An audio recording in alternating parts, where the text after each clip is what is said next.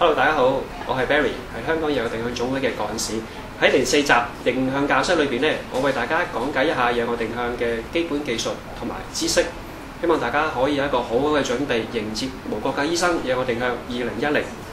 有好多人都話夜遊定向係非常之難玩嘅項目，其實一啲都唔係㗎，只要大家有一個適當嘅裝備安排就可以㗎啦。首先，大家需要着一啲長衫長褲，避免手腳係刺傷啦。跟住就係運動鞋啦，鞋方面咧需要大家着一啲跑步鞋啦，或者係跑山鞋。鞋底需要一啲好明顯嘅齒紋，避免喺山徑裏邊跣到喎。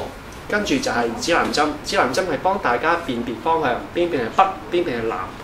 跟住啦就係地圖，起點嗰個時候咧派俾大家嘅地圖會刊載到一啲嘅地形特徵啦，即係等高線、小徑、石頭或者一啲嘅直披嘅。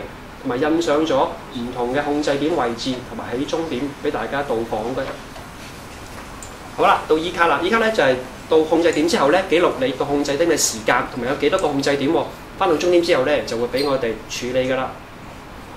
同埋需要大家有一個手錶同埋哨子。手錶咧就俾大家計時間，因為超時嘅話咧就會扣你分數㗎咯喎。咁而哨子咧就俾大家緊急求救之用嘅，希望大家唔會用到啦。